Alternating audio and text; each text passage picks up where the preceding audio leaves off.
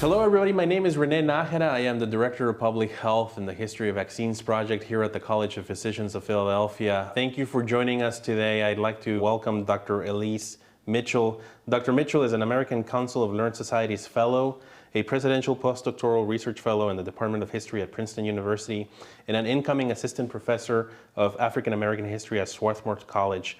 Today we're going to talk about some of the research that Dr. Mitchell has done on the practice of smallpox inoculation. Before we had vaccines, the common practice was to inoculate people with smallpox to give them a milder course of smallpox, hopefully, and then they would become immune to smallpox after that. And so it was done by people who were trained on identifying the right strain of smallpox, getting the right dose, and giving it to the people in the right way so that they would become immune from smallpox later on.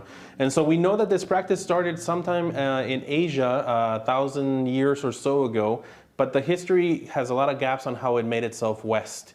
The common theory or the common thing that we all get taught in public health schools is that it arrived to Europe via the Middle East through some letters from some people who traveled there from England, and that it arrived to the Americas through the knowledge that those letters brought with them. But there is a different and deeper story to be told, and that's why I'm here with Dr. Mitchell. Thank you for joining me, Dr. Mitchell. Oh, I'm happy to be here. Thanks. Tell me, how did you become interested in this subject? Initially, I was interested in the history of representations of the Black body and racial ideologies in text and print media descriptions of enslaved people's bodies.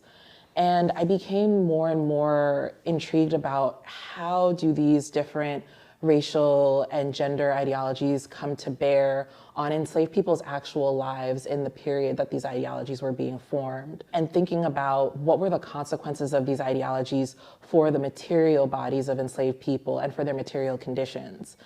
And as I started to dig deeper into the question of enslaved people's embodied experiences, I found out so much about disease and so much about morbidity.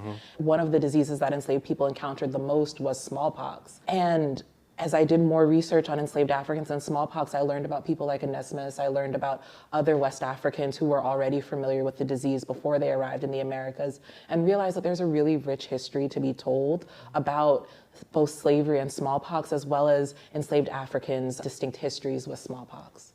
So what were the major findings from this research you did?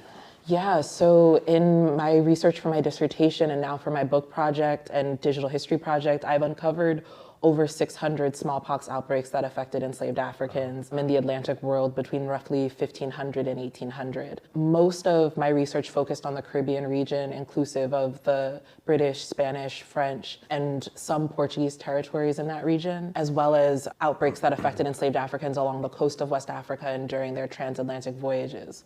Most of the outbreaks I found affected enslaved Africans while they were in some form of the slave trade, whether that was waiting on the African coast, during their oceanic voyages, or shortly after they were sold in the Americas.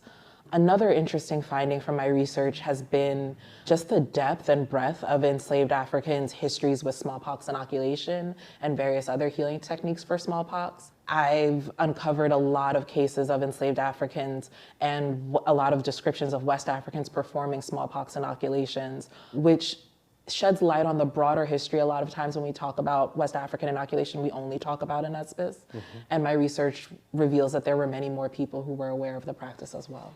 Yeah, and just for reference for our viewers, vaccination didn't come fully into its own until the 1800s. So before that, variolation was the only way to avoid smallpox. So all these stories you were talking about, what story did you find the most compelling among everything that you researched? Yeah, so one of the most compelling histories comes from a text by Charles Artaud, who was a French medical practitioner in Saint-Domingue, or present-day Haiti.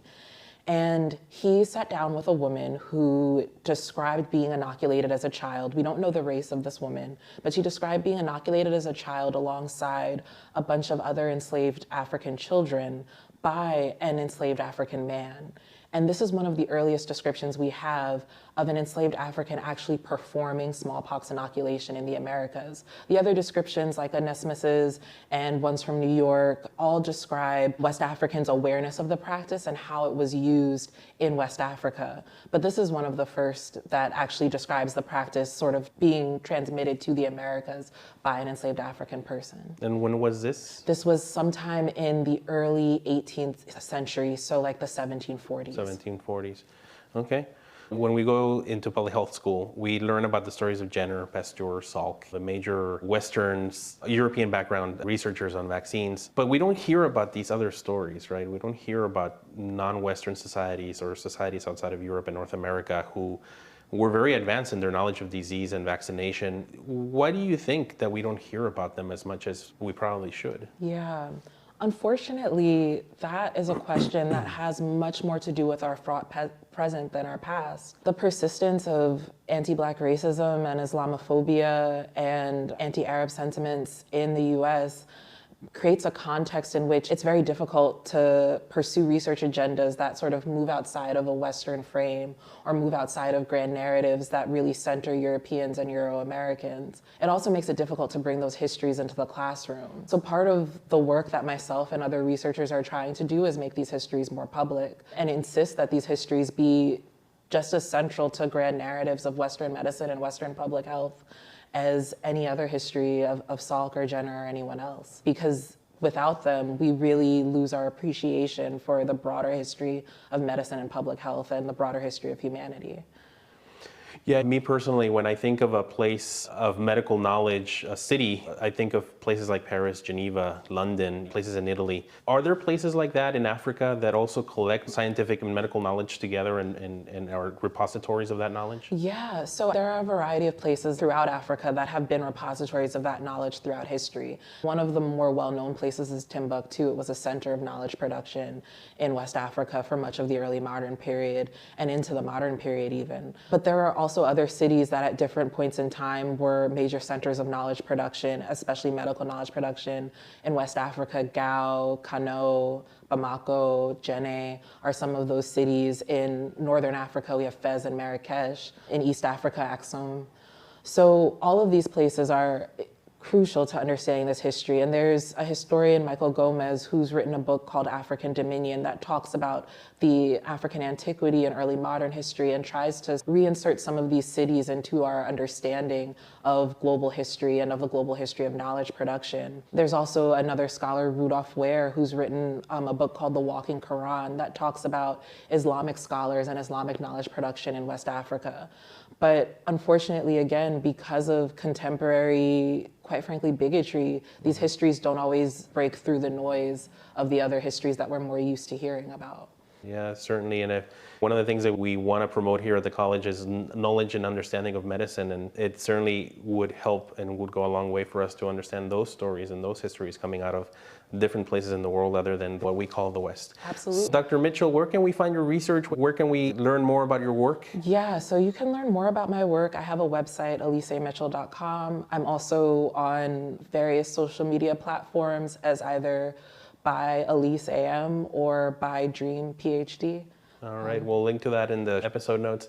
So thank you so much, Dr. Mitchell. I really appreciate this chat. If you're watching us on YouTube, don't forget to like and subscribe. Don't forget to visit us here at the College of Physicians of Philadelphia, downtown Philadelphia, home of the Modern Museum, and we have a lot of good history to share with you here. So thank you for joining us. Thank you, Dr. Mitchell, again. Until next time, this has been another Public Health Chat. Thank you.